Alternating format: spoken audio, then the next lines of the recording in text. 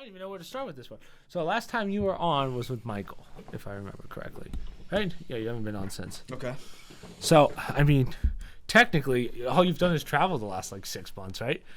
Yeah. Could that be 6 months? We did that Christmas, right? I think we months. did that. So 2 months now. Yeah.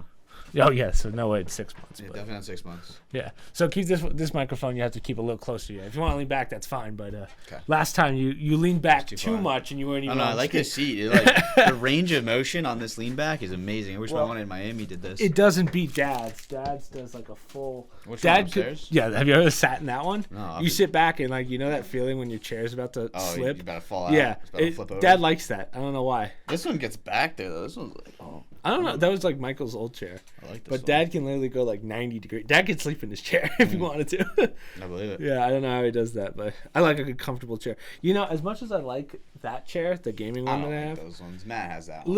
little too rough. That A thing's little like too. Things like a board that you're sitting. There's It nothing does, yeah. comfortable in that. I don't get it. But I think gaming chairs aren't really meant to be comfortable. But think about that. What the fuck is a gaming chair? Like this. You're supposed to be like this all times.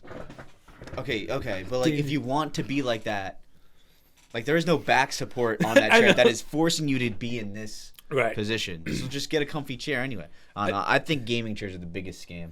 I think you're right. I think some have amazing cushioning where it does benefit, but I mean you're looking at a $500 to $600 chair. Exactly. And hear me out. I don't think any chair is worth $500 to $600 unless it's made of baby skin. The one we got Papa was up there for that 1 year. I don't know if I've ever sat in Papa's chair.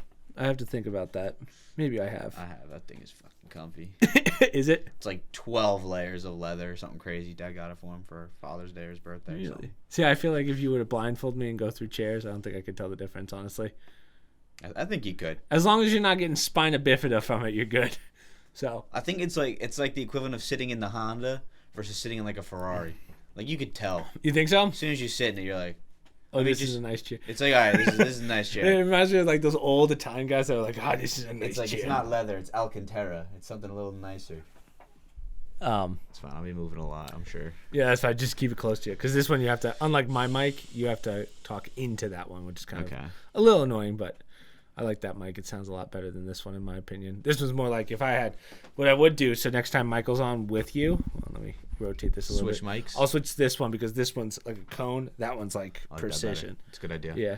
So That's a good idea. anyways, so last time I saw you, you were heading to California for a football game, but you never told me about that actual trip.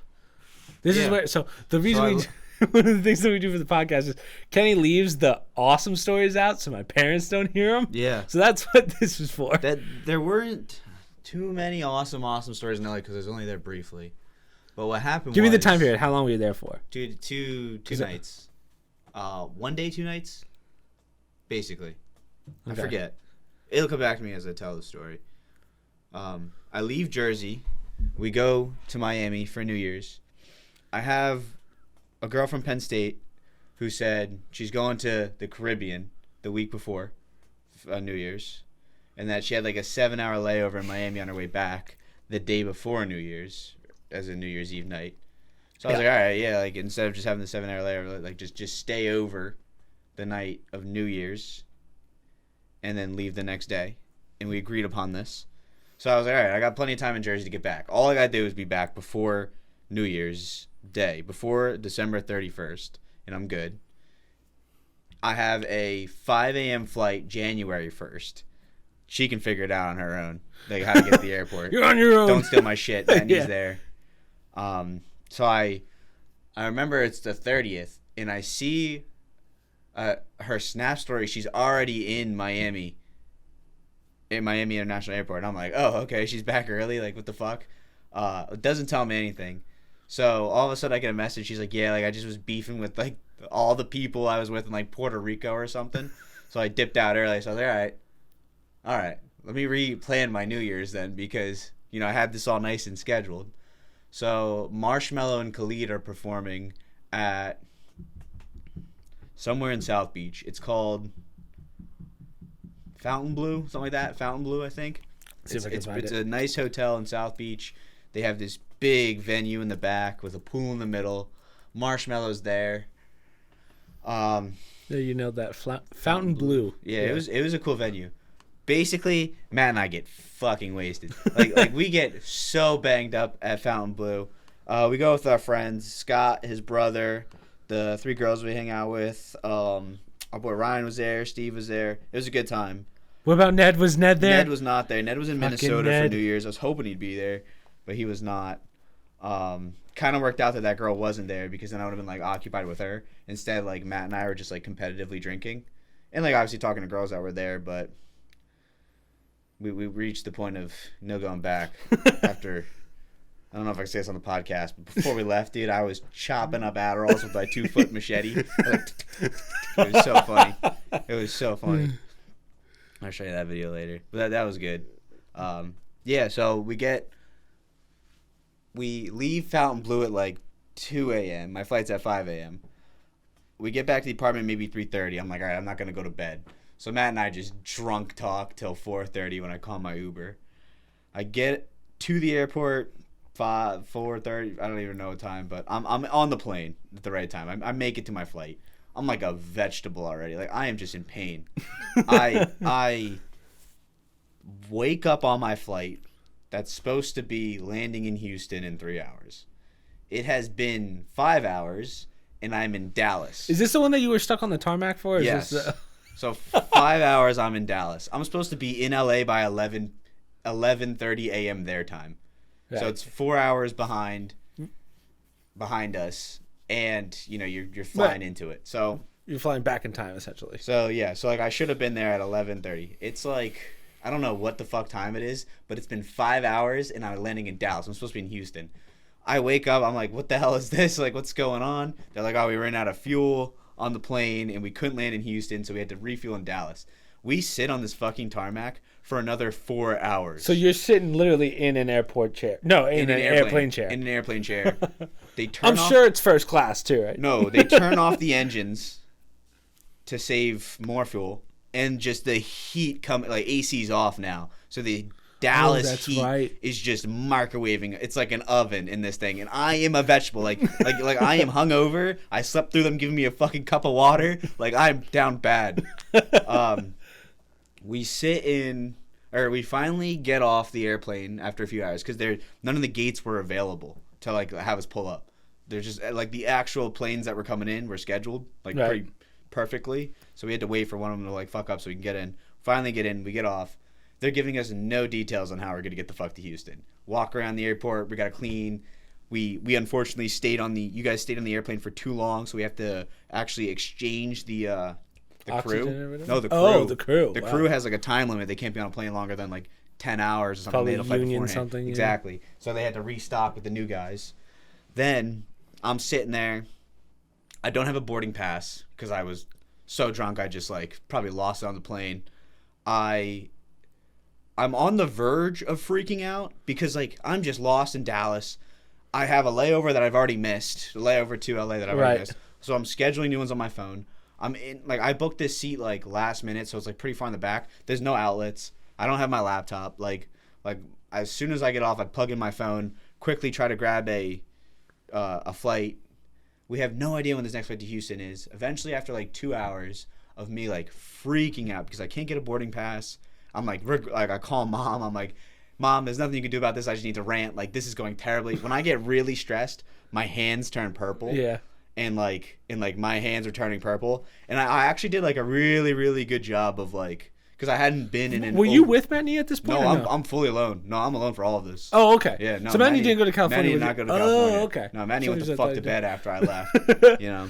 Right. But I hadn't been in an extremely stressful situation in a while, so I didn't know how my body would react. Because in the past, I wouldn't say I crumbled under the pressure, but I could have acted better. Right. This one I absolutely executed perfectly, while under like the most pressure I've ever been in, and like. Heart rate really high. My hands are fucking purple. I'm dehydrated. I'm hungover. My nostrils are killing me from all the Adderall. Like nothing is going well for me. But I finally get on this plane to Houston. We land in Houston smoothly. I get on my flight to LA, which is the 4th flight to LA I booked that day because of how many ones we missed on our way to Houston. Right. I fall asleep on the flight to Houston. Or to LA. I'm in my jeans. my ripped jeans. I forgot about this. My fucking just random shirt, Gamma shirt. Shout out Gamma. And I wake up and I piss my pants. I'm soaking wet. I'm in the middle seat. I got two grandpas next to me. I'm like, oh my God, I'm that beat up, hungover, down bad that I've pissed my pants here. And there's just nothing I can do about it. Like my I'm in the middle. I'm in an exit row, so I have the extra leg room and stuff. My carry-on's above me, which I know has pants in it. Right. So I go, hey man, like to the guy next to me. The other one's asleep. The other guy's next to me. I was like, hey dude, like, I don't have an explanation for this. Like, can you please stand up and just pass me the bag right above us so I can just quickly go in, grab pants, run to the bathroom. This guy, classic LA tard, like doesn't register what's going on at all, just stands up. I'm like, just sit the fuck back down, I gotta think. As he sits down, I'm looking around, and I find a cup on the ground, an empty cup. And I also noticed that my tray table is down. And I was like, what the fuck is this? And the tray table next to me, the grandpa has like an iPad on it. So what happened was, dickhead next to me used my tray table while I was sleeping to hold his water so that he could have his iPad on his. And at some point a bump happened or something. Maybe I kicked it, I don't know, in my sleep. And it just poured like perfectly on where it would be if you peed your pants. Okay. And I'm in like so it's not water. You weren't like, did you go? I did a lot of smells. I was like, what the fuck? But luckily I found that cup and I was like, oh, okay, like I'm not that smooth brained where like I can't even sleep. I'm not a geriatric sleep. But if I can piss in my pants. Do I have bladder issues? Like, yeah. Like, how much did I drink? Yeah. So finally the guy stands up, or finally I'm like, all right, dude, just stand up and just walk this way. So it's a dark plane. So like you got to be looking. Like I'm obviously overthinking it. Like it's a nighttime flight at this point because we've been going for so damn long. Right. And he stands up, goes and takes a step to technically the right. So that way I can stand up and he's guarding me. You know, like no one can look this way and see me. I quickly take my suitcase down, grab a pair of pants, let him sit down, and then I walk to the back, just covering my junk area. And I change in the bathroom, come back, sit down, furious. I don't want to wake up the grandpa because like it's just an old guy, and like if he was awake, like after the day I had just had, I would have ripped into that old man on this flight at like 10 o'clock at night by now. But it was better that I didn't. You know, it was just like prime, like I capitalized on such a terrible day. I executed getting to the fuck to LA. Right. All the odds stacked against me. I wasn't gonna ruin it by yelling at this old guy. So I let him sleep. Didn't even mention it to him when he woke up. But I finally landed in LAX. I was supposed to land in Santa Ana, I don't know. It's like a south of LA airport, a smaller one. Yeah. Instead, I landed in LAX, which is a shit show. Packed with people. Oh, yeah, it's 11:30 at night now. Remember, I was supposed to get there at 11:30 a.m.? Right. Now it's 11:30 p.m., and I'm in LA. My boy Dixon picks me up. You know, he takes a little bit to get there because of the traffic. Why is Dixon in LA? Dixon's parents, their second house is in Newport. Oh, okay. I wasn't sure if... Which we'll get to. We'll get to that house. That house was amazing. Dixon picks me up, finally. Airport is packed with Penn Staters, so I'm fired up. Like, this is what I needed. Right, so you forgot to mention why you're there. Oh, yes, I'm going to LA for the Penn State-Utah Rose Bowl game. It's the last significant Rose Bowl in college football because they're changing it to a 12-team playoff in the future. Right. So now it's like your team wins the Rose Bowl. Like, it's not their final game of the season. Like, they're going to advance in the playoffs. So, like, I thought I really wanted to go to this one. Penn State was in it. So I was like, let's get the hell out there. Dixon picks me up, and he goes, we're going to In-N-Out. You know me, I don't really like burgers like that. I don't like Five Guys. Like, I just don't eat them. Part of my diet is just 8 ounces of ground beef every night, and I don't season it. So, like... You don't eat that much fast food in general, now that I think about it. No fast food. Even in a pinch? Little side story. Even in a pinch. Like, there's just no need for me. Little side story. The way I save most of my money is by not eating out ever. Yeah. Like, ever. Because most of my money goes towards rent, booze, stocks, and... Hold on. I like how we went from, I don't spend money on fast food to I spend it on booze. Yeah, well, exactly. Which is way more expensive. That's the sacrifice. Okay. I see. Normally you're not, so then you're not really saving money, right? No. You're just spending it in different spots. You know me. I'm not, like, I'm organized with my money, But the last thing I want to be is some guy who's pinching pen. Who's I gotta save this much money to not be a weirdo. Like, I'm sorry, you're a weirdo if you save your money like that. Yeah. Although I don't save my money, I am strategic with my money so that I can spend it elsewhere. One thing that's always been weird to me, I have a friend who's a nurse. She's pretty successful, like as successful as a nurse can be. And I understand, like some people do have to do this if you have a spending problem. But have you seen the envelope technique?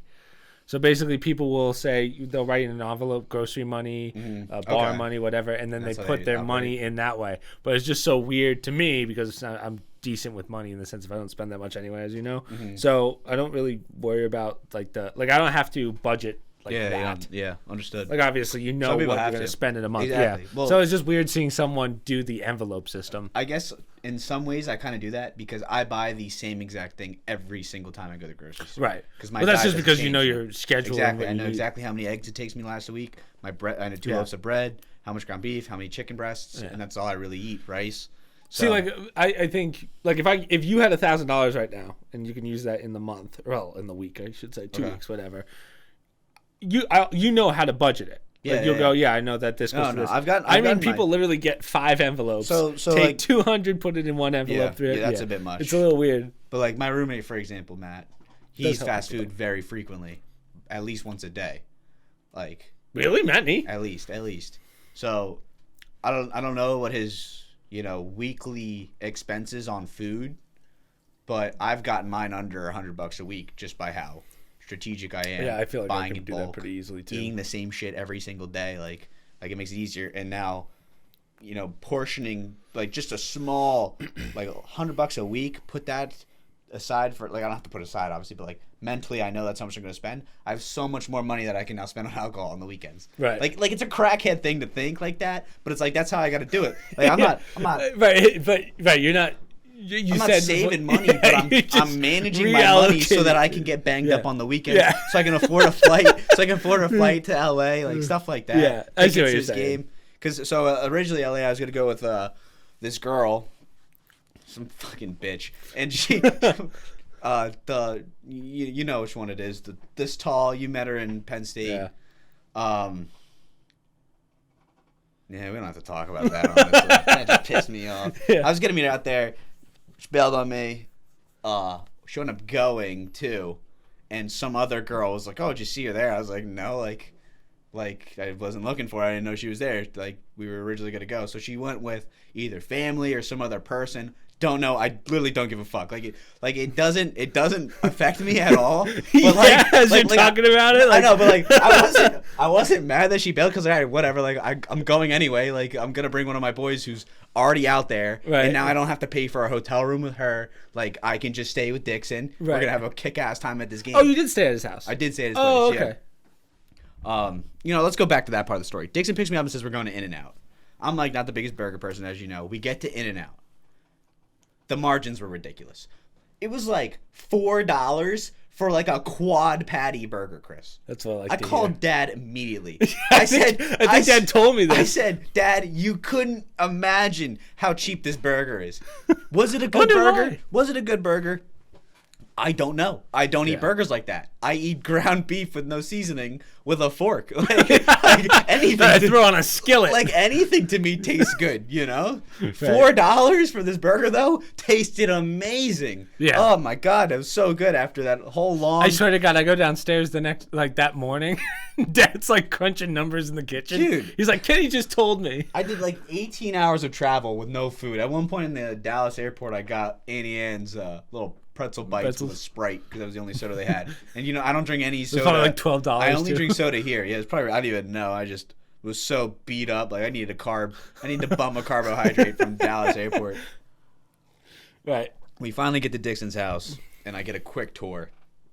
And I'm operating on 2 brain cells at this point, maybe less. So at this point, how long have you been up for? Technically, well, you slept on the plane, which does that count? Yeah, that's what I mean. So that's my trip to Dubai. Does that count as sleep? Well, we'll get to that in a second. I've been up since the day before. Right. And I was drinking that night with Matt and all my friends. Right. And that's when you were at the Marshmallow Yes. concert. Right. Then I traveled for over 14 hours, 15 hours.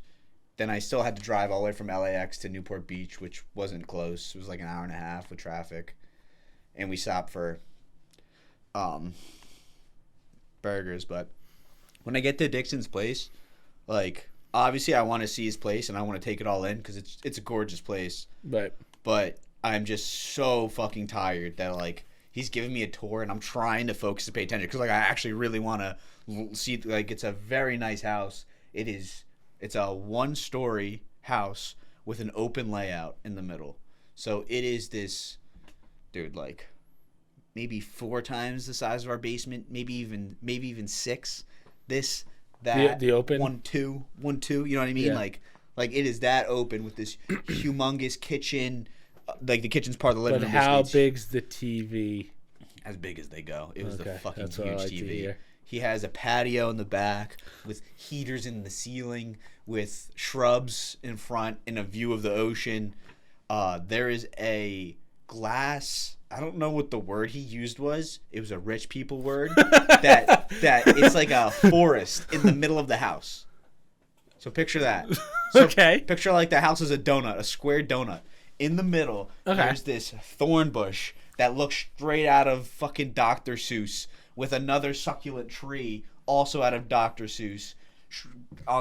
Now, did he use the word shrubbery? No, it started with an A, like an arboretum or something like that. Oh, it's yeah. Indoor. Atrium. Atrium. Yeah, it might be an atrium. I That could believe be an it. atrium is what you call a open area like that. That could be it. That does indoor. Tell me I'm rich. I think you're right. Let's see, atrium. Yeah, definitely. Definitely, that's the word. Good shit. I only drink with my pinky For the out. record, I might have remembered that word if I wasn't a zombie when I was there. Yeah. I mean, this house is just beautiful. So anyway, so you're at his house for how long? You're sleeping over there, right? So I sleep over there. The next day we have the football game. Now, what time is it at this point that you're at his house? Maybe, right, because you got off at 9. Maybe past midnight. Okay. And that's with the time zone change. So in Miami, it's 4 a.m. So, like, my body's all fucked up. Mm-hmm. After the quick tour, I go to bed. And the guest room he gives me is, like, right by the front door. I got my own bathroom, my own huge closet, my own bed. Bed's perfectly made. His mom left me slippers because in their household, like, you wear slippers and shit. And, like, toothpaste, an extra toothbrush. Like, oh, my God. Like, such nice people. And the next morning, I'm, like, terrified to meet them. Because I've met them, but briefly. Every time I've gone to his house, like, we'll quickly talk to them. Yeah, never, like, gotten to know them. And I had no, I don't know what the word is. Not opinion. Like, I knew they're good people. I had no expectation, I guess, but I was just nervous. You know? You didn't know it's like a new household. His sister's there. Like, like you wouldn't be shitting at the house. Yeah. You know? Like, you know. Yes, exactly. Got to turn the shower on. And, right. Yeah, exactly. Yeah. No, that happened multiple times. I finally go out there, and I'm talking to his parents, and they're just the nicest people in the world. They're so cool. They're like, oh, we felt so, like, Dixon was giving us the play-by-play of your travel yesterday, because I was keeping Dixon updated so he could pick me up from the airport at the right time. And they're like, oh, we felt so bad. We wish we could have helped. We're so glad you made it. I was like, you guys, this is amazing. Like this made it all worth it. Like, you're like, can I be your pool boy? Like, I'm in LA. I'm in LA for the first time ever. It is the only time in LA fucking history that is raining. And then, if you remember, like, that's right, the fucking monsoon hit them, and they were raining for weeks. And it was the only time it was, like, cold in LA. And, like, Dixon was like, well, at least she, like, the way I looked at it, at least, it's like, at least I get to say, you know, I was in LA when it's cold. Same thing with Dubai. Like, it was raining. It was the only time in Dubai history that it rained naturally 2 days in a row. And I was there for those 2 days. So it's like to someone could take that as like, oh, fuck, I didn't get to see Dubai. It's nicest. For me, it's like, I got to see Dubai when no one else could see Dubai. Well, again, we'll get to Dubai towards the end because we're still timeline-wise. So we wake up. And Dixon's like, so what do you want to do? We overslept. Not overslept, but like we're talking to his parents a bunch. So like the day's kind of dragged on. It's probably like noon. I think the game was like 2. I don't remember what time the game was. Maybe it's like 3 or 4. Dixon's like, is anywhere in LA you want to go and see? I'm like, oh fuck, that's what it was. So originally the game plan was on the day I landed, when I was supposed to be there at 11:30. we were gonna go right to LA, and like he was gonna show me all as much of LA as he could in that day. Then the next day we were gonna sleep in, go to the game, and then I'd leave the next morning. That was the original game plan. Because that got fucked up, we only have the football game day to do shit.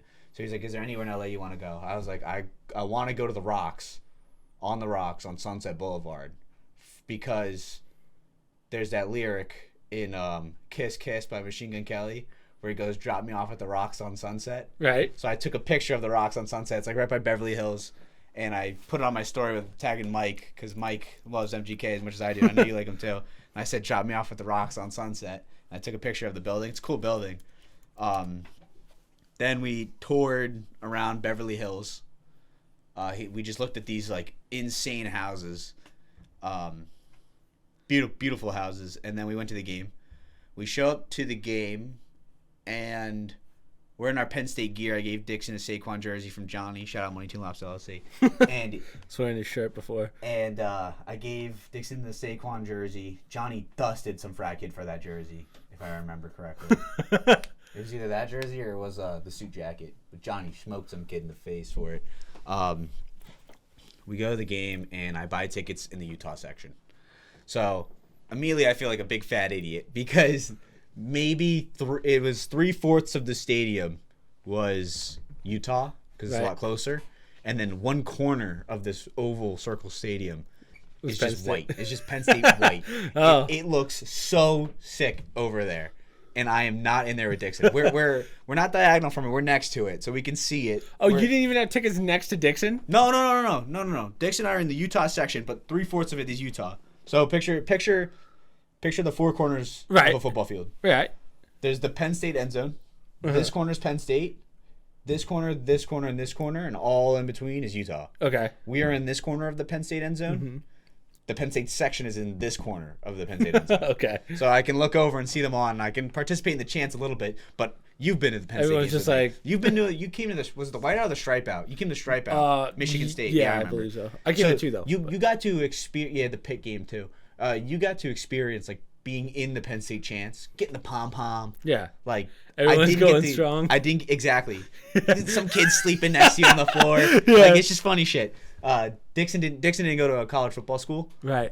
So I was like so excited for him to experience Penn State, because Penn State is not like any other student group. Like even the Utah people we were making friends with, they're like, "I can't believe how many Penn Staters are here. Like this is an amazing turnout for fully across the country, and how like loud they are, how consistent they are with their chants. Thank God we won, because if we were losing that game, Dixon and I would have never heard the end of it from the Utah section. Luckily, like they couldn't say shit to us, because Penn State was just beating the crap out of them. But eventually it started raining.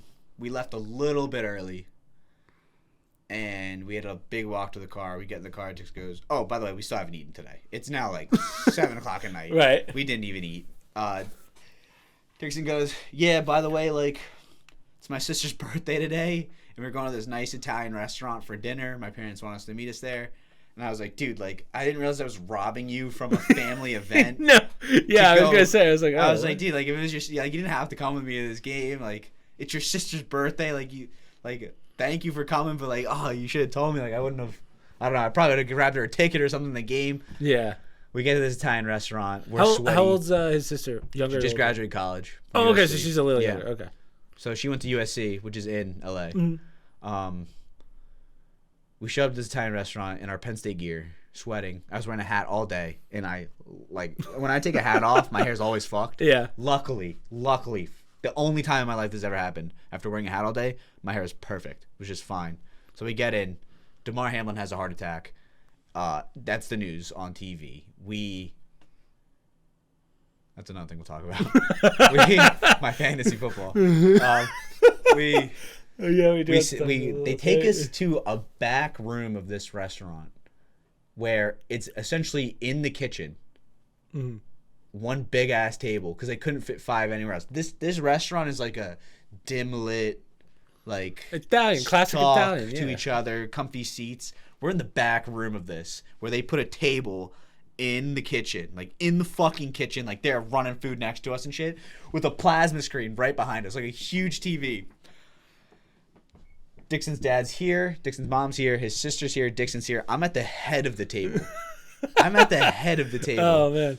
And I'm like, we're like, let's. I'm pray. like, okay, I gotta kind of communicate here. I gotta, hold my own in these conversations a little bit.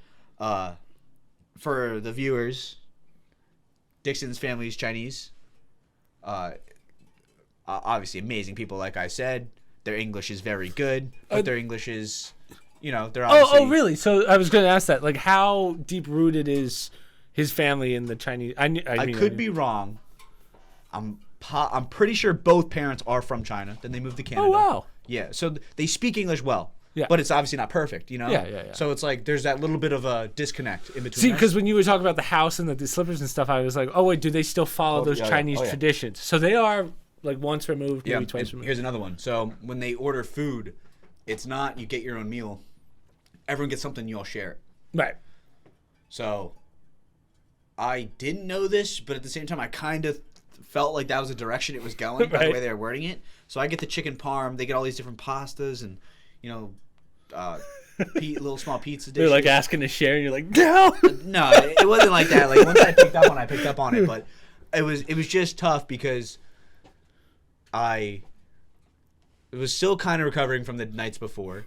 It was a long day of not eating, so I'm starving. And, like, his mom's, like, serving me the food. I'm like, you people are the best. Like, this is amazing. Like, this is what I need right now. I'm in pain, and you are saving my life right now. So I have a great conversation with his mom. I talk to her about how, like, I don't really eat fish because... one, I felt mom was never the best at cooking it. And two, I'm not good at cooking it either. Yeah. So she was like, oh, you got to come over more and I'll cook you fish when they're in Miami. Because they stay like a couple months in LA. Then do a couple months in Miami. They go back and forth. So all in all, that went very well. Then we leave the restaurant. And Dixon goes, you got to try boba tea? Boba tea? Boba tea, yeah. I hate tea so much. I know. And I'm like, yeah, dude, I'll try it. Just so I can say I did it. And he obviously really likes it, so I'm like, okay, I'll do it. So I'm looking through the menu. I'm not panicking, but I'm like, none of these look good to me. So I just order like the most basic, like most purchased boba tea that they make.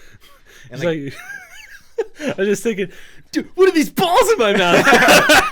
that was the part I was excited trying to check if I'm gay, Dixon? It's like a tapioca. Yeah. I don't know what that tastes like. So I was like, yeah, I really want to try this. As soon as I order this tea drink, like she starts making it, and I like look down a little, and there's like a coffee version. Yeah. And I'm like, dude, are you fucking kidding me? Like, yeah, I just got that. I didn't know that was an option. Yeah. I didn't know they made a coffee boba tea. Yeah. Like I the thought boba is just the ball, the tapioca. But it's not boba coffee. It's boba tea. So I thought it was all tea. Right. There's like a whole section of like coffee ones. I'm like, so next time I'm in LA, I'm gonna get the coffee one and then see if I like it because I got the tea one and I was like, dude, this sucks. The tapioca's good. I like tapioca, but the tea part, it's like I've never had it. I just know what it is. I'd like to try it, but I don't know. I don't know if I want to be drinking solid. No, it's not like that. It's not like that. Like it's you like. There's a bunch of them on the bottom. Sounds pretty gay to me, Kenny. It sounds definitely. like. I was wearing socks, so it wasn't gay. But it was the only part I did enjoy was the tapioca. Yeah. Because I don't like tea. So if I had that with coffee, I think I would have loved it. I think I would have really liked boba coffee. Not fuck boba tea. Boba coffee. Is where it's at. Yeah. That shit's probably really good. And I am gonna get it next time I'm in LA. But we finally go home. Backtrack. Before the game, Dixon takes me for a tour around his area of Newport Beach. He's like, yeah, that house is 80 mil on the water. Like this crazy house, got a little fucking par 3 in the backyard, touching the beach. I have some pictures I can show you. There's a golf course connected to his development, which is like a U shape with all houses lining the middle. Right. And there's a golf course here. The water's over here. There's like a secret gate that only residents in his community can go on to go to the golf course. So he can just sneak on whenever he wants and just practice on a par 3. And I was like, dude, this is sick. Like, we're walking up and down it. Everyone's so nice. This is before the game, right? This is before the game. Yeah, I forgot to mention. This is what we did that morning. We go down to the water. I'm like, dude, I just got to touch the ocean real quick so I can say, like, I've touched. I was literally on the beach at South Beach the night before. I just picture you running the golf course. So it was like, who's that guy who got a runner? Shoot him! I guess see if I can pull these up. But the night before this, I am in South Beach with Matney, like shit-faced, touching like South Beach. Like I'm at the Atlantic Ocean, and then the next day I'm touching the Pacific Ocean. So it was just pretty cool to go coast to coast like that in such a short amount of time. Could have been a lot faster. So how long are you playing golf for? No, we don't play any golf. We don't. We just walk the course. Then like you could go past the course to get to the water. So how far would you say Dixon's house is from the actual water? A football field? 2 football fields? Couple football fields. It's downhill to the water. Oh, okay. So you're looking down on the... Yeah, so the way that you have the houses set up is so that you can see over the house behind you so that you can view the water. So it's like a slight Gotcha. uphill. Okay, that makes more sense. It's like the development across from him is like Kobe lived there. Like it's like that. It's really nice. I want to see what that picture is. Yeah. So the golf course is behind me here. Right. There's the water. There's the private beach. No, only they can access it from his area. So it was really, really cool. Huh. And then here we are at the Penn State game. Here's us. You'll see the Penn. That's where we are, and I think I show the Penn State section after we score. There's the corner of Penn State that we're just not in. We're just not in that sea of white. The band's there, like it's ridiculous. But yeah, so then we get back home. It's like kind of late, but our sleep schedules are a little weird. Like I'm tired because in Miami it's a lot earlier, but I was like, I might as well just stay up till at least midnight. So Dix and I hop on his TV and we put on like we're just naming NFL players and college players that just probably have disgusting college highlight tapes. We were just watching their highlight tapes for a few hours. It's pretty dope. I used to do it with Mike back in college when all of my roommates would fall asleep and we would just be hammered. Mike and I would just go back and forth with like, think of a player that's really good in the NFL right now. Let's find his college highlight tape. And then we would just do that. Mike would do NBA players that I don't really know like that, but it was really cool. Then the next morning, I say thank you to his parents. Dixon drops me off at... LAX? Dude, I don't remember. Fuck, I don't even remember which airport he dropped me off at. Oh, no, it was the Santa Ana one. Yeah, because it was small. Santa Ana, I think is... It was just full of Penn State people. And then that flight took me to Houston and then Miami. And then I was good. And then I was done. And I took a fucking fat nap. And I got back and I went to bed. I was so tired. Yeah, that was my LA experience, though. So you were there. So you get back. This is what, the 4th, 5th of January? 2nd. I get back the night of the 2nd. Oh, that's right. No, sorry. I get back the night of the 3rd. Night of the 3rd. Okay, so. Night of the 3rd. Then you're there for 2 weeks, and then you came back here? Did I come back home? I don't think I did. I don't think I came back home. I feel like you've been here for a while. Oh, no, you just got here for Jess's wedding. Yeah. Yeah. I've been home. No. I've been home for like 2 full weeks. This is like week 3 we're in right now. We're going into week 3 right now. So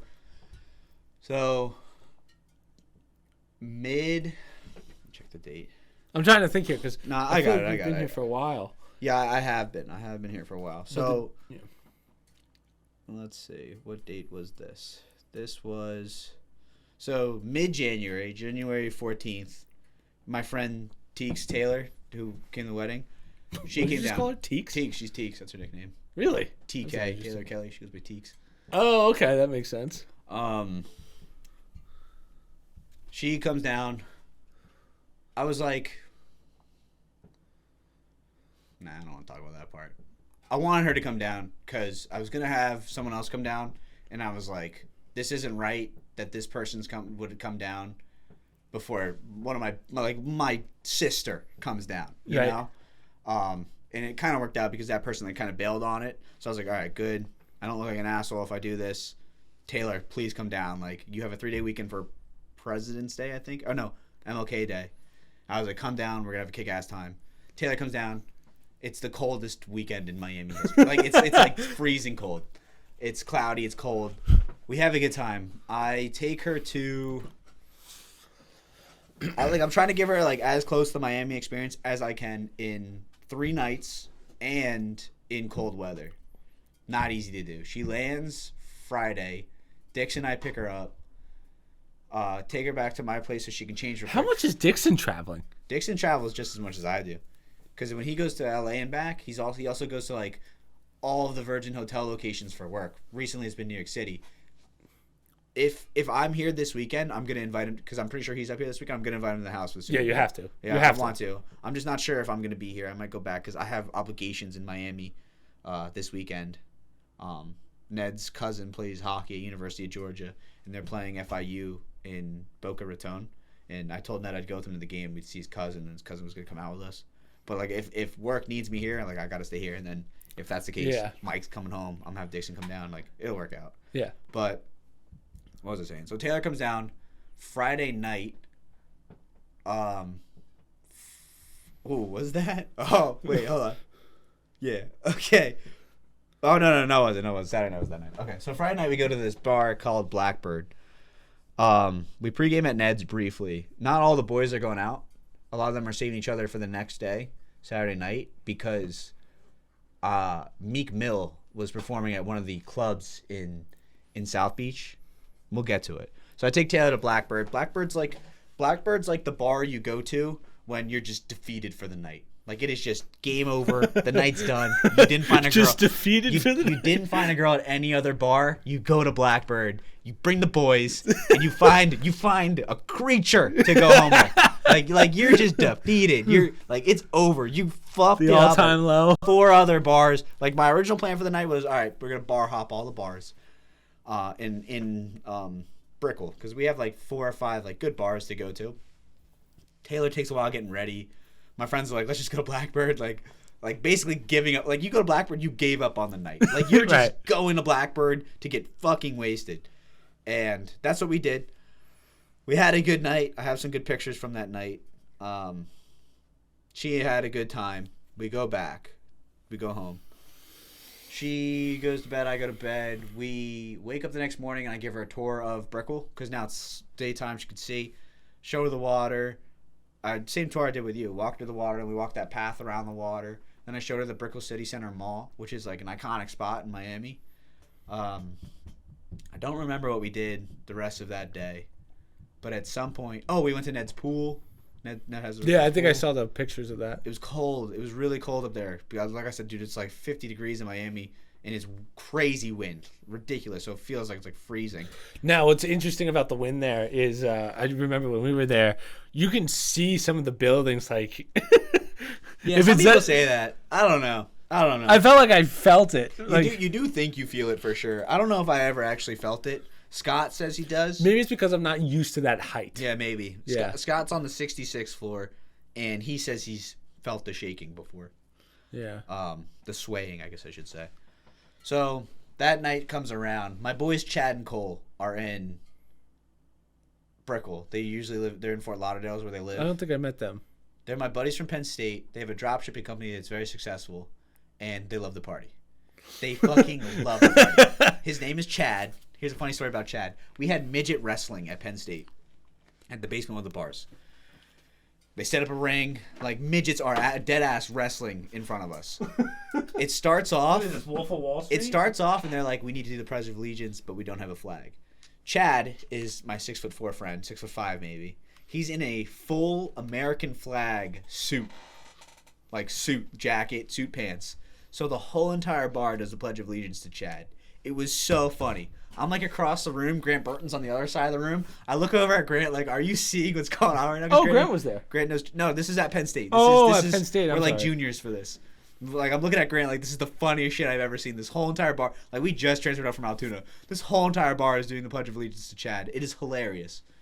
Okay, well, that was just a side part, Chad. Cole's the same way. Cole's an animal. I love them both. They're really, really, really good guys. I plan to get them involved more with our work soon because they're that good. They're that hardworking. I really think that they have the potential to be great, and they already are great. So I think they'll help us out. What's the dropshipping company? It's called Solence.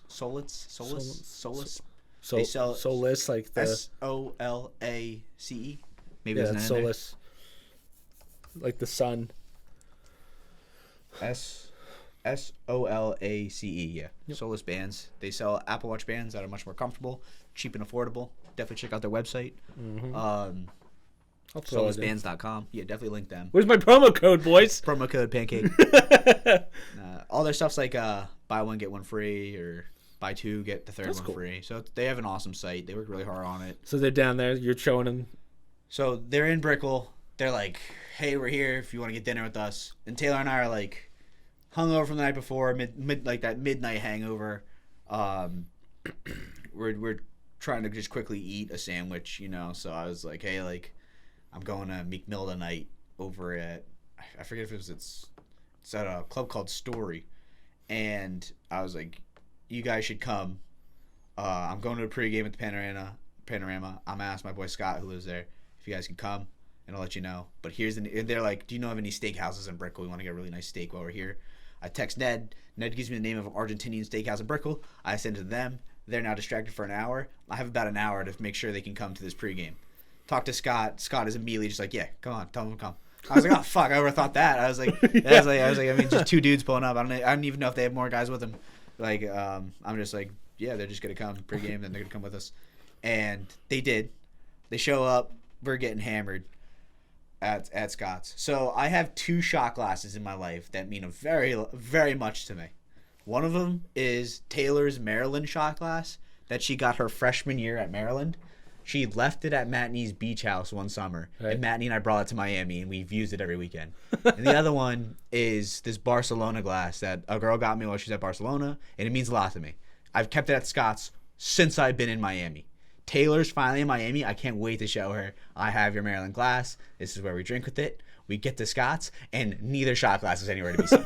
I'm like trying not to yell at these people, because like they're my friends, of course, right. But like it's like, how do you lose my only 2 prized possessions in Miami? Like you could throw away everything I own, and like I have nothing important to me in that regard. Those 2 shot glasses mean the world to me. And I think I texted Scott recently. He said the Barcelona one has turned up, but the Maryland one hasn't. There's just no way. Like it's in the apartment. It has to be in the apartment somewhere. But it's like we live in apartments. They're not that fucking big. Like it's hard to lose shit. So I'm gonna have to do a full search next time I'm finally back. But whatever. Taylor's telling me she's not mad about it, but I know she's pissed, and I feel terrible because like, dude, like I was so excited to show her these shot glasses. Like I've used them almost every weekend. Like right. Whatever.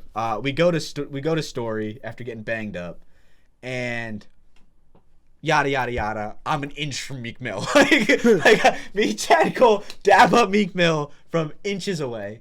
We're just getting drunk. A lot of tequila Red Bulls, the Checo. I think I told you we made the Checo. Is this not the one? Remember that one that you went to with Matt Nee, that concert thing? No, that was Bar Blue. That was Fountain Blue. Oh, okay, so that was the one, the Marshmallow. But also remember you had the Marshmallow and Khalid were there. This is something else. But what was that one that we were talking about? That was the you saw MGK. It was completely different. That was Fort Lauderdale, just a random concert. Gotcha. Go ahead. We have. That's Uncle. Go ahead. You calling? No, he was texting us. Go ahead. So we get to Story. We get really drunk. All of a sudden, like I'm looking down, and it's like a staircase up. Dance floor, a set of tables, the staircase in the middle, like by a table. Mm-hmm. And then another flat area where there's a bar here. So we're standing right on top of this flat area, railing down to the table, and then railing down the dance floor. Mm-hmm. I look down at the table, and it's fucking Meek Mill right there. Really? Like barely any security. Like Meek Mill with his boys. I'm like pretty drunk. I'm like, that's fucking Meek Mill. Like I don't listen to that music anymore. I'm a big country guy now. I love Morgan Wallen, love Machine Gun Kelly, who's not country obviously, but those are the 2 guys I listen to the most. I used to butt Meek Mill all the time. I see this I know what this motherfucker looks like. He doesn't even have his hood up. Like he's just in the club like the rest of us. Yeah. So I dab him up. I get a video of him.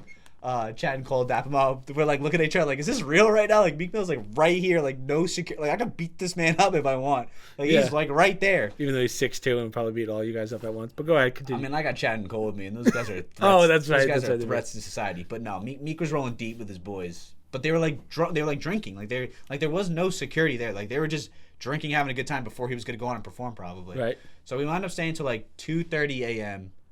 And I'm at that. I'm like browning out. Like I'm like just kind of going through the night.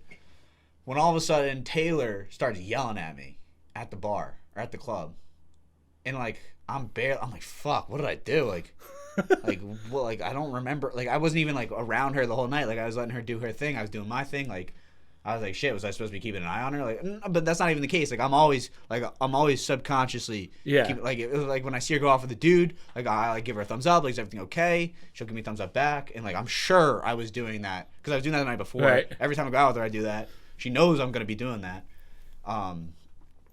Maybe I wasn't doing that at that club, but whatever. So that's like what I was thinking. She starts yelling at me. She calls an Uber. Let's get the fuck out of here. Like I get in the Uber. Like, or she's giving me attitude, and I'm like drunk enough to where like I have no time for this attitude. So I just close my mouth and like I don't talk to her all the way to Brickell. Like it's like an hour. It's an hour for us to get out of this club, get in an Uber, get to Brickell. We get to Brickell. Like I don't talk to her the whole entire time, and she just slams the door to my room and just goes to bed. And I'm like, damn, Ken, what the fuck did you do? Right. Like we've made it this far. The silent treatment. Not that I was planning on that doing anything. Yeah. But like it didn't work. You know what I mean? Like I wasn't expecting any profits from this. Yeah. But silent treatment didn't work. So I'm like, you know what? Sleep on the. I got on the balcony. I smoke a cigarette without a filter. It was just in my pocket. I don't know. Smoke it. Go to bed on the couch, and that couch is a brick. I wake up the next morning, vegetated state. She comes out. She's like, I'm literally so sorry. Like, someone else ruined her night. And, like, she was upset that I wasn't picking up on the fact that she was upset. But, like, I was picking up on it. I just thought she was upset with me. And so she was like, I'm really sorry. Like, I was just banged up and I took it out on you and that was wrong. I was like, listen, I don't, like, whatever. Like, that doesn't bother me. But it's like, I thought I did something wrong. Like it's okay if you get mad at me. But I was just like, damn, like, what the fuck did I do? I didn't even remember. I was like, what the hell?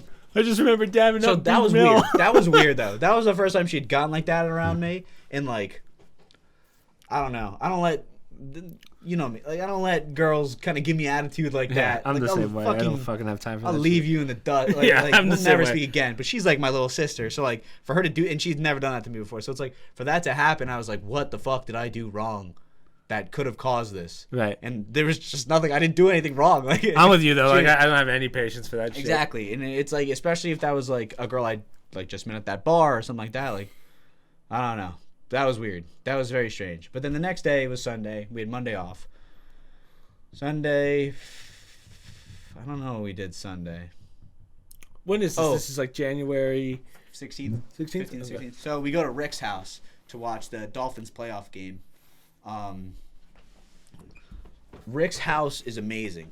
It's same kind of style. The one floor style is kind of common throughout Miami. Yeah. But you'll have like we call that ranch style. Ranch style. It's not ranch style though, because the middles are open. You'll like put your pool in the middle. I think anything one floor is just ranch, but okay. You can ask Mother. So pool's in the middle. Better than I do. With all the HGTV I watch. He's got the canal behind him, and Taylor's with me, and the boys are gonna play wiffle ball. And I kind of felt like an idiot for this. Like we were planning on playing wiffle ball, and like I thought the other girls were invited and were gonna come, so I brought Taylor, and none of the other girls were there. So I was like, did I just ruin like boys' day? You know, like was that really on me? Right. But like, if we were to play wiffle ball, like Taylor's the kind of girl, she's happy to be there. Yeah, I'll tell you I met her for the first time at the wedding, and I was telling Mom, I was like, I've never met someone who like can hang out with anyone like that. She seems like that's how she is. Dude. She's got like it's a interesting confidence that she has. Dude, I was like, oh, okay. It is confidence. She's a very confident girl, but it's also her like, I don't give a fuck what people think about me, and I love that. I think it's so. It's cool. impressive. Yeah. There's not too many. I wish I could explain Taylor in words, but like from the one couple hours I met her, I was like, oh wow, there's really something cool. different. She's really awesome. Yeah. I've had people tell me they see a lot of her and me and her. In terms of just kind of going through life, not really. Well, she doesn't seem like a little bitch. Exactly. She'll bitch at me though. At fucking story at 2:30 in the morning. But no, she's really cool. What was I saying? So I'm sitting out back with her while the boys are watching the game. We're sitting in the canal watching the manatees and shit. Stingrays coming up. And we're just talking about life and stuff as usual. And then we leave that. And we're like, what do we want to do for the night? Where should we go? Oh, we go to Wynwood. You remember that taco stand? Yep. I take a taco stand. She fucking loved it. It was like taco stand doesn't miss. I swear that place is so good up in Wynwood. Even though you have to go through the slums of Florida to get to that's it. the scenic route. Yeah. The Uber took us that way. Oh, okay. When my friends drive, they take the highway and then you loop Okay, the good. safe way. I'd like to do that because I did not feel safe when we made that drive. That is like the most dangerous part of Miami. You got to drive through to get there. Yeah. Like Overtown area, like that is like the worst part of Miami you got to go through, and that's what we did. And he dropped us off there. At first, I put in the wrong address or something. If you remember that. So we had the tacos. We decided what we're doing. So I want to take Taylor to this bar called The Wharf, which is my favorite bar in Miami. It's an outdoor bar on the water. It's really cool vibes, but it's a Sunday night. Not everyone has off for MLK Day, so I was like having low expectations for the night. We go to The Wharf, and we're not the only ones there. Like there's some people, but she's not getting the full Wharf experience, so I feel bad. We get 2 drinks there. The guy, I order her a maybe vodka soda or a tequila soda. No, it was vodka soda. Me, I get a tequila Red Bull. This guy makes these drinks so fucking gross and dirty and disgustingly full of alcohol. It was like the worst drink I've ever had in my life. Tara and I sit down. We're like, we just got to chug these. Like, it's the only way.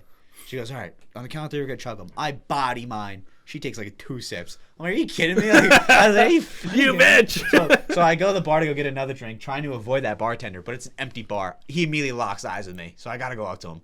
Gives me another one, and it's even worse than the last one. I couldn't even finish it.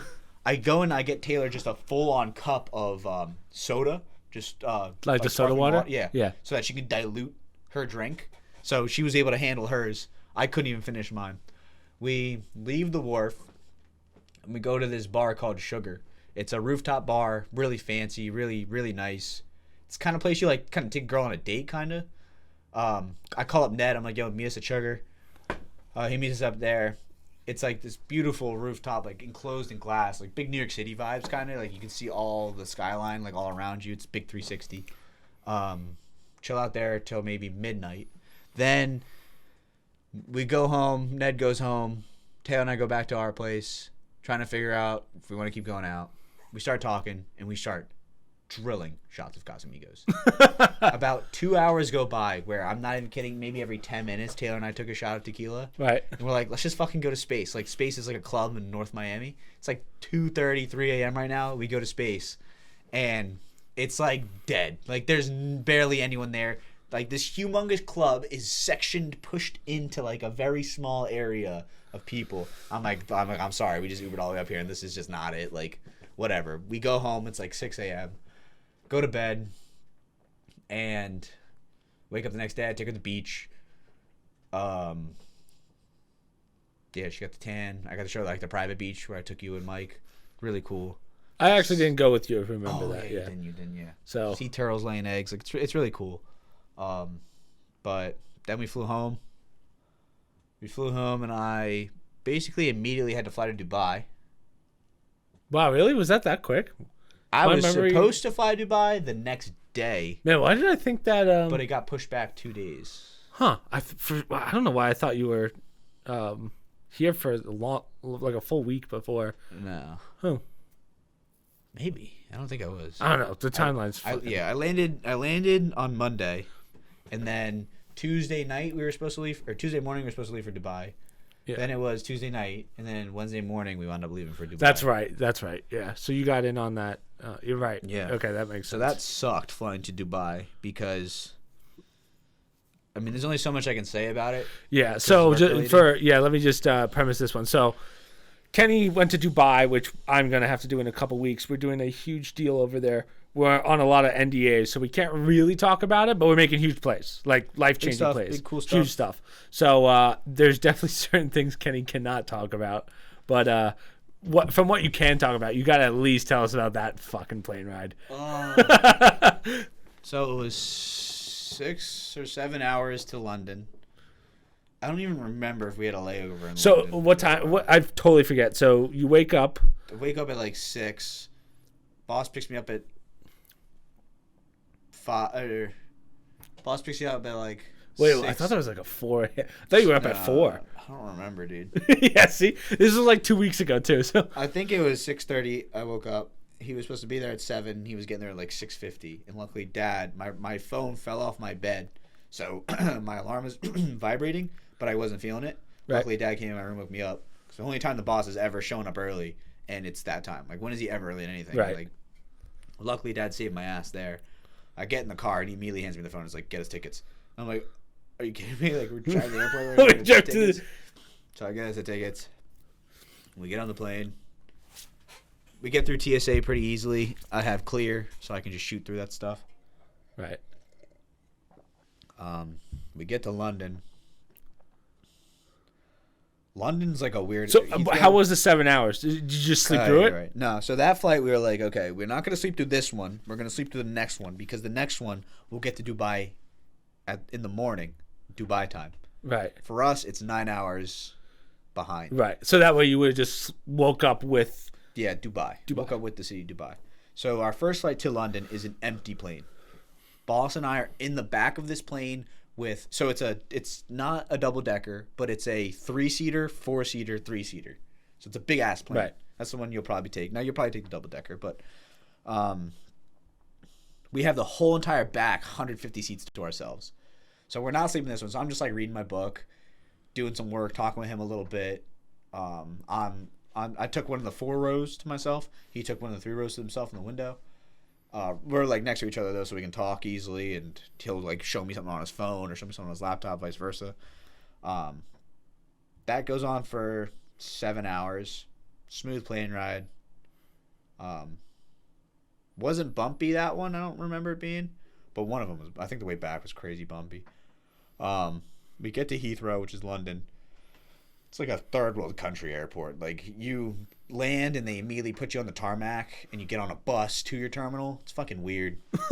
Like, it's just, and so if you got a layover that's within in like an hour, like, you're probably screwed. Like, you can't. Wow, really? It's not like U.S. airports where you just hop on a tram and you're like a little train thing and you're over at the next terminal.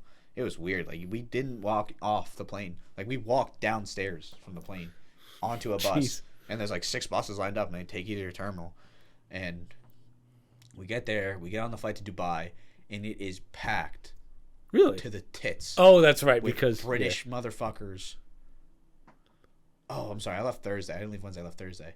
These British fucks are it's now we have some British fans, let's be careful. It's now Friday. It's now Thursday night or Friday night for them. I don't even remember that, dude. Like, literally, the craziest part about being over there is like you have no concept of what day it is, right? Because of the time change. Like when you go to LA, like it's not like that because it's only 4 hours and you're like still in the same time zone kind of thing. This one just scrambles your brain. Like, you have no clue what the hell's going on. All of these British people are like, it's the weekend, we're gonna go get fucked up in Dubai. Like, that is their mindsets. They're like, we just slept all day, we're gonna be up all plane ride, and then we're just gonna keep going when we get to Dubai. So boss and I think we're gonna sleep. Oh, so you weren't sleeping at all? We thought we were gonna sleep. We thought it was gonna be. We thought we were gonna be able to sleep. Wrong. Fucking these people are going crazy. They're just. So the best part about these flights is that you get 2 meals, like 4 snacks, 2 full meals, 4 snacks, and then free. How long is the London to Dubai flight? 7. They're both 7. Oh, so they're both 7. On the way there, they're both 7. On the way back, they're both 8. Right, because of the time change, right? Because of the rotation, draft. Yeah. And if you catch the wind right, they were a little faster. I think the one from London to New York was supposed to be 6 hours at one point, but then we lost the wind and it wound up being 8. It was fucking terrible. We get to Dubai. We don't have a hotel room. Oh, we try to get through customs. I show them my passport of me when I was like 16 years old, and the Arabs are like, this isn't even you. Like they just cause a ruckus on me. We're the only Americans there. They have no passports, so like they think Uncle's is fake. Like, everything is just going poorly. Luckily, they let us through. We go and get a rental. The rental takes a bit. They give us the world's shittiest rental car. Like, his Avis status is only in the U.S. So when his Avis International, they're just like, here you go, bud. Like, you're a peasant like the rest of us. This car might run. They gave us a Nissan Sunny. What the fuck is a Nissan Sunny? I have yet to look up this car. It might have been with an O, but Nissan Sunny. Nissan Sunny. Yeah, it doesn't look that bad. Okay, well, we had an old one here. I'll show you pictures of ours. Is it not this? No, I mean, it is, but like not that nice. It's like fucking garbage gray. Like, here, that's our Nissan Sunny. Wow. Thing had like dents in it. The windshield was melted. The glass had warped from the heat. my wipers didn't work, and it was the only time it rains in Dubai, so I need wipers. That's right. Remember the Honda used to wipe and go, yeah. That's what this car did. That's what this car did. They like drag across, Right. hop a little bit. Like it was not good. Yeah, so we wound up not having an airport near the hotel near the airport, which we thought because boss accidentally grabbed the hotel near a different airport, which is about an hour away. Mm-hmm. So we find one. It's now morning in Dubai. We have meetings and we're already late for. We find one hotel. We got a shower and got our suits on. We get to the hotel and our rooms aren't ready till like 3 p.m. Boss goes, "Do you have any rooms available now so we can just shower and then we will get the next room later?" They give us the room, but it's the smoker's room. So it reeks of cigarettes. It's so bad. And you can't open it. It's not even, dude, it's like a worse smell than cigarettes. God, I don't even know what the fuck they smoke out there. Right, when it's like in there, like it's literally in the fabric. So bad. Yeah. Boss showers. I'm like pretty clean somehow. Right. Like my hair looks good enough to where I didn't think I needed to shower. Obviously, I felt gross. Like we just did this whole plane ride. And I'm whipping around Dubai like a madman in a Nissan Sunny. I'm driving in this foreign land. You drive? That's foreign hilarious. land, and I got, oh my god, fucking everything's in kilometers. I'm like, what the fuck? Yeah. He keeps talking about speed, and I'm like, I'm going 60. I'm like, oh, it's kilometers. Like, I don't know, but So it doesn't give you it gives you the KM on the speedometer even here, right? Here it does. The Nissan Sunny did not have. Doesn't have the miles. It only had Oh, kilometers. that's funny. Only had kilometers.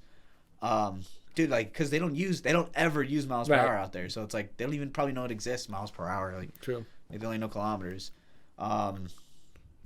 So boss showers. I quickly get my suit on while he showers. He gets out, gets his suit on, and we whip to, that giant Palm Island. Yeah. So we have a meeting on the Palm Island. It's really cool. We meet one of our guys. He gives us the rundown. I wish I could tell you. Yeah, I wish I could tell you eventually. guys the meetings that my he's brother was cool- in, but all the meetings were. Yeah. This story would be 10 times better if Kenny was able to tell you people who he's would talking. kill to be in the position that yeah. we're in, to be able to meet some of these people, Right. and not only meet them for a meeting, but then after go get drinks with them. Yeah. Like it's unheard of. Yeah. But yeah, so we have that meeting. Then I take boss to a meeting at something called the Dubai Art Club, which is like it's like the way I explained it to my family was, in John Wick, there's that room where they're not allowed to kill each other. It's like the safety room. I don't know what it's called, but it's like a lounge. There's enough food. The guy says there's enough food to last a man a lifetime in here. Like he never has to leave it. It is like that room. It is like identical to that room. Really? It's the room we're in for this meeting. They're all getting drinks. They're all talking. I'm like trying to not look like a nerd with my clipboard. Not clipboard. My just notebook and shit. By the way, I show up late to this meeting because the traffic is bad. I'm supposed to be there by 6. I can see the place at 6, but I have a light I got to get around and then find parking. So it's like 6:15, 6:30 by the time I get there. Thank God they didn't wait for me, or I would have felt like the biggest idiot ever. They started without me. I was supposed to present something, but luckily I didn't. Honestly, would I have folded under pressure if I had to present there? No, I think I could have done it.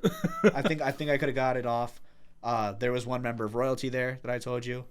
That was a little intimidating. Kind of not knowing makes it a little bit easier. Yeah. After the fact, the boss usually tells me, "Oh, that guy was the head of this company. Oh, that's the head of Citadel, Ken Griffin." Like it's like oh, okay. That famous soccer team? Yeah, that guy owns it. Yeah, stuff like that. Like he'll tell me after, so it makes it a lot easier when I do present, like not knowing who the fuck they are. Yeah. Oh, and then like at dinner, so all that stuff goes on. They're like, all right, we gotta get dinner.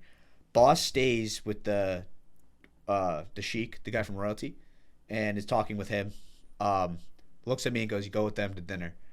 I leave with these guys that I just met that are significantly older than me, that barely even communicated with me during their conversations at this little table that we're sitting around while they're getting drinks and shit. And I'm like, okay, time to impress. So I start talking with them. I do my usual spiel with not older, like some of them were like, 30s, 40s, and then some of them were 50s, 60s. So it's like there's a wide range. And you started the conversation with, "Man, the coats these women are wearing, right, guys?" Do I talk about that one where I pointed at? Or no? I mean, you can give that story. I don't think they'll care. But We were just driving at one point, and this lady walked by with the full. So very Muslim country, right? Arabic, I think is the right term. Well, I don't know, but they have burqas. So women, I mean, you don't really even look at women there. Like it's very different culture. So it's culture shock for me. Like I'm not used to that stuff. Being an American white kid, you know. I point at one as a joke to my boss, and I go, "Hey, she's showing a lot of ankle." Like as a joke, like you can't see it. You can't see. You can only see eyeballs and ankle on this lady. Yeah. And he goes, "Don't point! Do not point!" I'm like, "Oh, you're so right." He's like, "They will chop your arm off. Do not point at her." I was right, like, man, it's so true too. Like I think there are certain laws. Like you could be dying on the street and you can't ask a woman for help there. Like yeah, they don't even acknowledge. Like I'd get in an Uber, and if like if you have a girl with you in the Uber and she asks to raise the AC, that Uber is not gonna even acknowledge her existence. Yeah. As a man, you gotta ask for the AC up, or else they don't even. Right. It's Is strange. very weird. It's different. It's just different culture, you know. Yeah. But so you're at dinner. You're trying to liven up the conversation. It's me and 4. Kay's about to take his first shot. It's me and 5 of the guys. One of them is like fucking like a borderline. One of them is just an absolute animal. Like this is the guy that I'm sitting with, the guy of Dubai. He's not one of the royalty guys. He's from New York, but he's the guy. And I'm like, how do I talk to this guy? Because it's just me and him. The other 2 guys are in conversation. The other guy's in the bathroom. So I'm like, just talking to him about. I don't even remember how I started it, but stuff with work. Then he gave me the history of Dubai, what he does, how he got into play, how he likes living in the Hamptons. And I was like, then somehow we started talking about the Rangers, and we're both Rangers fans. He loves the Rangers. It was very interesting from him, and then this other guy, another just beast attorney. They're giving me the rundown of how the family works in Dubai, how like the head guy has the royal family, how he has like maybe a couple wives, but then he has a favorite wife. Yeah. And then the kids of the favorite wife are the 4 kids that rule the whole area. So it was pretty interesting to learn that stuff. Eventually the boss shows up. We're all sitting down eating dinner. Expensive fucking restaurant, of course, like Salt Bay Steakhouse. Oh, it's the craziest shit. I get like the cheapest thing on the menu, the like a chicken cutlet thing, and it still is like I think $50, but it's like, geez, you feel out of place. They're all getting drinks and stuff. Is everything in U.S. dollars? No, it's in dirhams, which is about 25 cents to the dollar. So oh wow, it's you feel rich, like everything looks like a high number, but it's really not that much. So I got a sandwich at one point when I was there, and I gave the lady a $5 cash bill, and she accepted it because it was 5 dirhams, and I was so that means that it was like $1.25 for the whole sandwich. And I was like, here's $5 because I thought it was in USD. Oh wow, that's funny. Because I was like, why is it so cheap? And no, I was just like, all right, keep the change, and it turns out I tipped her a huge number. Mathematically, but it was a sandwich, and I was like, $5 for a sandwich seemed reasonable. Even that seems cheap, honestly. But the dirhams, it was $1.25. I'm trying to see if I can find the dirham because I want to know AED. I believe it is AED to USD. AED to USD. I'm very curious. It's 25 cents to the dollar. 27 cents to the dollar. Oh, okay. I mean, that's wild when you think about it. Cheap. So that would mean you said it was 5 dirhams though. It was 5 whole dirhams, so it was $1.25. Let's just round it and say that a dirham is 25 instead of 27. So it's about $1.25 for a sandwich. Wow. Like a long sandwich, or are you just talking like a ciabatta bread, like a steak sandwich? A little over half a steak sandwich. Like Pathetic. That big. I don't consider that for $1.25. Fair point. It's almost better than the In-N-Out burger. Yeah, considering that a steak sandwich is like $8. Yeah, good point. More than that now. Yeah. So, where were we? So, you're at dinner. Yeah. Just learning from these guys. They're all getting drinks. They're all getting banged up. They're like, eventually the night's coming to an end. Everyone had a good time. Like, every meeting went well for everyone, so everyone's just in a good mood. The one guy who I was with originally goes, all the PGA golfers are here at the Atlantis Resort by my hotel for the Dubai Open or whatever the fuck it is the next day for golf. He's like, oh, they invited me out to go drink with them. We should all go. I'm like, oh, this is going to be crazy. Boss goes, we're pretty tired. We're just going to head back. I was like, damn. So I get back to the hotel room, drop the boss off, drop off one of the other guys that we were with. And I go lay down on my bed, and I haven't slept in 2 full days now. And I lay there, and I'm like, my head's killing me. And I'm like, I can't even sleep. Because my body thinks it's like 2 p.m. in U.S. Like, it's weird. So I call an Uber, and I go to meet that guy at the bars where the PGA Tour golfers are. I have no communication. I don't have a text message or anything with him. I'm just going. I'm like, I'm just going to, like, I'm only in Dubai for this night. Like, let's just do it, see whatever happens. I get there. He's still there. None of the golfers are there. I have a good night with him. Drink a little bit more. Finally get back, lay down for like an hour, and then we're back to meetings. Wake up, back to meetings. Boss didn't sleep at all. So morning prayer is going on. You can hear morning prayer throughout the whole city. Yeah. It's a totally different world. Bang out our meeting. What time is it at this point? Like when we're done the meeting or when we start? When we're done with the meeting. Let's 11:30. Okay. No, it's not even earlier. It's 10. Wow. So I take boss to go meet with the guy who I was with last night, the night before, because they have one more meeting, just the two of them. We have a flight to catch at 12. We are about an hour from the airport. Yeah. So the best part about this is Kenny has to get home for a wedding. I have a wedding I got to get to. So everything is going perfectly in the sense that if we catch this flight that we just paid extra to move to, I will get back Friday night U.S. time. Right. I can sleep, I can shave, I can clean myself off, I can get ready for this wedding. Boss goes, drop me off here, fill up the car with gas. I will not be longer than 30 minutes. Takes an hour. I get the gas, whatever. I now have to Tokyo drift from the end of Dubai to the top of Dubai to get to the airport by 12. I somehow get us there in time, but British Airways, after they check everyone in, they up and leave because they only have like 4 flights a day out of Dubai's airport. Right. So like when they're done with that one flight, they're done for the day. Like they're done for hours until that sounds like a terrible business model. I know. Well, so look at it this way: it was like a 12:30 flight. The next flight was 2 a.m. So what are you gonna do? Wow. You're gonna have them sit there from 12:30 to 2 a.m. Right. No, so they go home. The next shift starts probably then. So we can't check in. There's no one to check in with, and we can't check in on our phones because we have passports that need to be checked, all this random shit. So we missed the flight. We then are stuck in Dubai airport for 12 hours. It was like 12 and a half hours until our 2:10 a.m. flight out of Dubai. I have one job whenever I travel. That is besides my work, I have to find a shot glass for Taylor. Right. Everywhere I go, everywhere I travel, I try to get her a shot glass. Her and a friend sometimes. I didn't have time to find the shot glass while I was in Dubai, so I was like, okay, maybe the airport will have it. I can't go into the airport, part of the airport, until I check in my ticket. Like I'm stuck in a terminal before check-in. Like that's small. Like when we go through TSA at Newark. Imagine being stuck in front of TSA. Yeah. That's where we were stuck for 12 hours. Jesus. Oh my God. At one point, our boss took a picture of me sleeping like this on the desk. Like, it's just we still hadn't slept. Like it was day 3 now. We still hadn't slept. So I finally, after 12 hours, well, during that 12 hours, I was like, all right, I'm going to walk around. So there's only one really dangerous part of Dubai. It's around the airport. I was like, I'm going to go explore. Like there's got to be a shot glass somewhere out here. I got 12 hours to kill. I walk to the other terminal.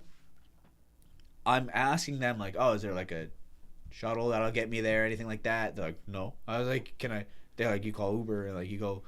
I was like, okay, can I walk it? They're like, I mean, basically it's like technically anything's walkable, like it might take you a while, but everything's walkable. That was like kind of the answer they gave me. So I was like, oh fuck it, I got 12 hours. So I start walking to the other terminal. It's a sketchy walk. It's so sketchy that I turn around and I'm like, I can't do this. I walk all the way back. I find boss. He's sitting by a McDonald's. He's just trying to figure out the ticket still. I'm like, fuck it, let's just go for it. So I go back and I do the sketchy walk. And after a while, it just keeps getting sketchier and sketchier. And then all of a sudden, it just opens up into their main terminal, like the main Emirates terminal. And it's fucking gorgeous. So I get there and I'm hanging out for a few hours. I find 2 really shitty shot glasses. And like the lady who sold them to me was like, once you get in, there's way better ones. Like they have like actual gift shops once you get past the TSA stuff. Right. And I was like, well, I'm not taking any fucking chances. I'm buying these 2 shitty ones just so I at least have secured a shot glass. So I did that. I go back to Boss and I'm like, listen, we still have 8 hours. Come with me to this other terminal. It's much nicer. It's quieter. There's less people. Like, just come with me. It's a sketchy walk, but it's not that sketchy. It just looks way worse than this, because that's what it was. It looked like barbed wire everywhere. like it looks like a scary walk, yeah. But it's not a scary walk. You just gotta like power through it. So I bring him with me. How long's the walk? 15 minutes. Dude, that's pretty wild to do by yourself. Yeah, I know. He was like, you did this like when we started doing the walk. He was like, you did this by yourself. Let's not tell your mother about this. I'm like, just keep coming. It looks worse than it is. Like workers are walking by us. Did you know that the other terminal was there? Yeah, I had. Okay, because I was gonna say, did you just walk 15 minutes in a sketchy area hoping there was something on the other side? I knew the terminal was in that area. I didn't know if that path I was going would take me to the terminal though. There's no signs or anything. That's sketchy. And if there are signs, they're in Arabic. They're in scribble. Like they're not in English. So he follows me over. And he's like, oh, that's not bad. Like you made it. Like this wasn't that bad. But like while we're doing it, he's like, don't tell your mother. But like this is terrible. Finally get there and he agrees it's a good decision. There's like a little pizzeria we're sitting at. Yeah. We kill like 7 or 8 hours at that pizzeria. We finally walk back to our terminal in the dark. Board our plane, and we can't get them to print us our tickets for the next flight. So we get to London. We're like, all right, we'll just figure it out in London. We get to London and there's one flight. We get to London and it is like 8 a.m. there. Or no, it's 6 a.m. So we left Dubai at 2 a.m. We got to London at 6 a.m. There's one flight at 8 a.m. that'll get us back to Jersey by like lunchtime or like 11:30. Right. So we try to get that flight, can't get on it. They're like, no chance, we can't book you for this. Like, you're British Airways, needs to be American Airways. Like, too much confusion, we can't do it. So we chill there for 4 hours till our next flight. We finally get on that flight to JFK, and both these flights have been packed full of people, and it's just like, oh my god. Finally on the last flight, it's a bunch of people, but the middle rows are open, so it's full 3. This seat's taken, these 2 are not. This seat's taken, full 3 are taken. Okay. That's the setup. So Boss and I take these 2 in front of each other, so we have the 2 seats next to us open, and then another guy. So it was a more comfortable flight back. I finally am able to sleep on that flight back. Land in JFK, take a Uber from JFK to Newark, where we left the car, drive from Newark to home, shave my beard, go pick up Taylor, go to the wedding. Now, Kenny gets out of the car on our driveway, and you look so shell-shocked. Dude, I was dead. Like, Jesus Christ. Kenny's like, oh.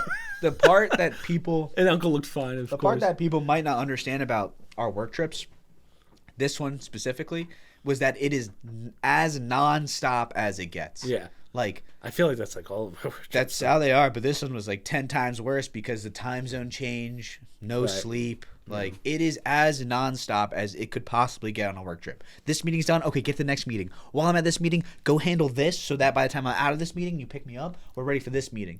Like, it never. Yes, that's very true. Like, you don't even have time to go to the bathroom. You don't have time to eat. Like, it is challenging. So when we finally landed, I was like, thank fucking God that was done. The wedding, we had a good time. I cannot believe you got through that wedding. I would have thought you were gonna crash. I was surprised too. Especially with how much you were drinking. I thought that would put you. I drank a lot at the wedding. I think that might have helped. I was on edge. Yeah. For the wedding for obvious reasons. Yeah. So, and Taylor was there too, and Taylor's always a good time. So she knows how to get me fucked up so that I stay alive.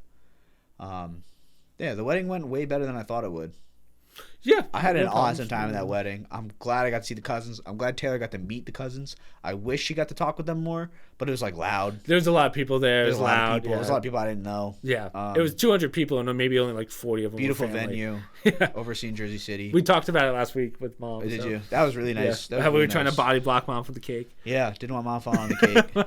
She was close. At one point, I was standing on top of the speaker singing, Yeah. and people were coming up with me with fake microphones. It was pretty good. I was really drunk. I forget what song. I just can't look. It's killing This big old white boy song, you know? Yeah, like, I had Mr. to get Brightside. that, yeah, that was That's one of them. Dad's like favorite song too. So I was like, he's not gonna get up here. There's another one that I was singing too. It might have been. It's one of Journey's songs, I believe.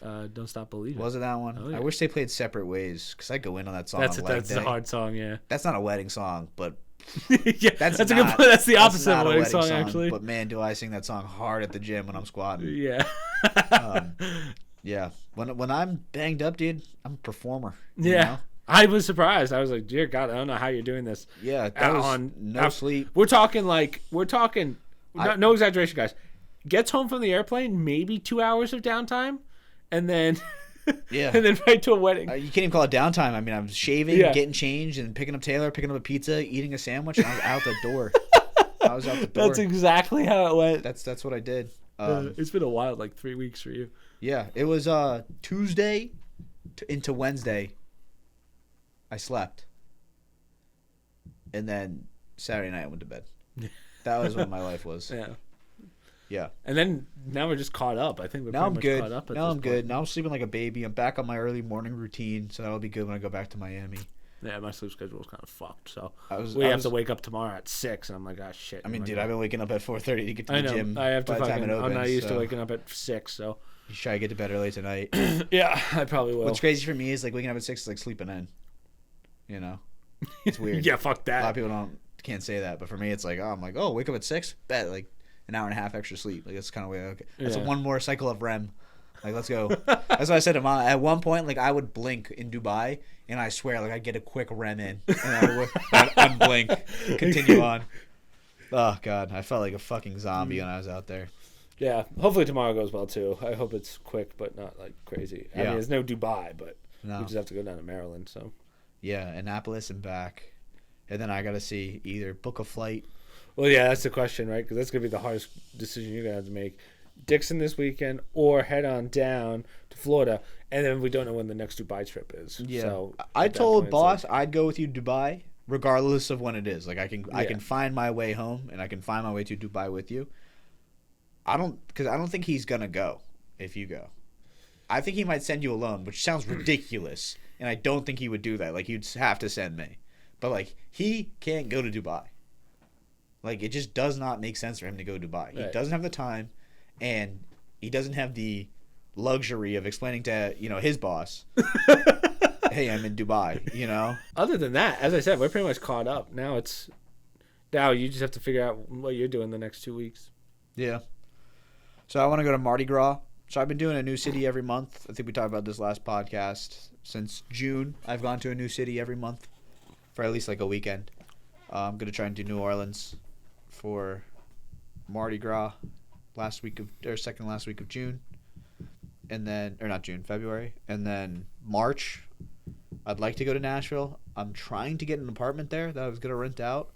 I just don't know if I can get it done in time with work.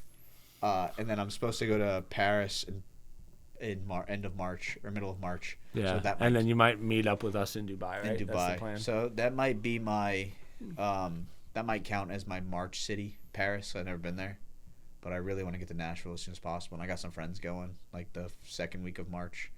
So we'll see. Funds are a little tight right now with all the traveling. Well, after this Dubai stuff, hopefully that'll change. Yeah, once everything's cleared up at work, I'll definitely be back on my bullshit a lot more. I could definitely travel. No, I can start getting fast food. No, I can buy more alcohol. Did you learn nothing? Come on. All right. Buy more drinks on the weekends. Well, we just did an hour and a half. I know we could do more, but we should do more because, I mean, I just talked the whole time.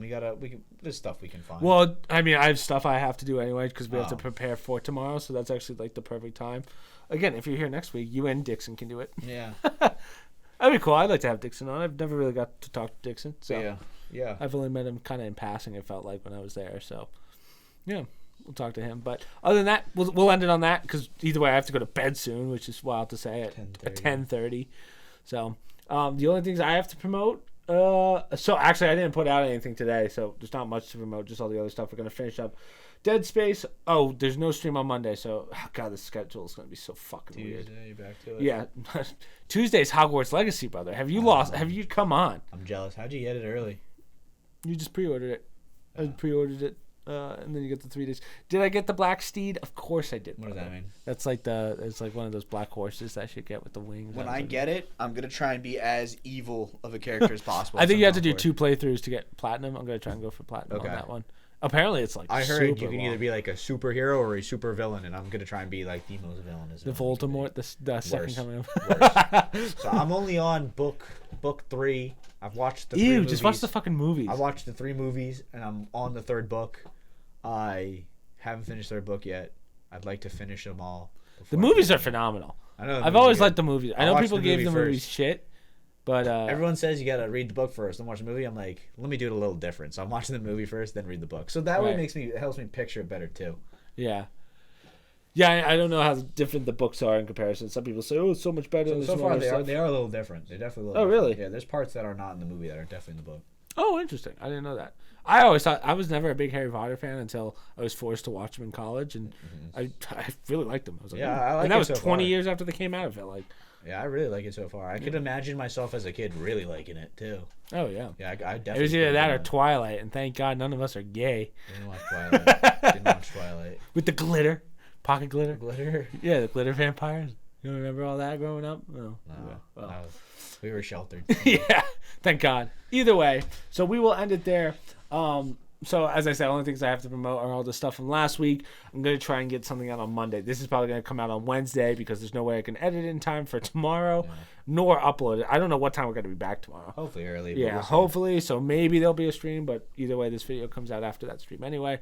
So at that point, we'll probably just be continuing Hogwarts Legacy, and then there's going to be a couple Zombies maps. Are you going to stream Hogwarts Legacy, or are you going to? Absolutely. Okay, good. Yeah, absolutely. Yeah, that's pretty much it, guys. So anything you want to promote? Your social media stuff or anything? It's all good. Okay. So our social media is down below. Mom will probably be on next week if you're not here. So questions down below. Discord, social media, promo codes, other stream links, and hopefully I'll see you guys at stream at 6 p.m. Eastern Standard on definitely Tuesday, maybe Monday. This comes out Wednesday, so Thursday. Kind of hate doing stuff in advance, but all right, guys. Laters.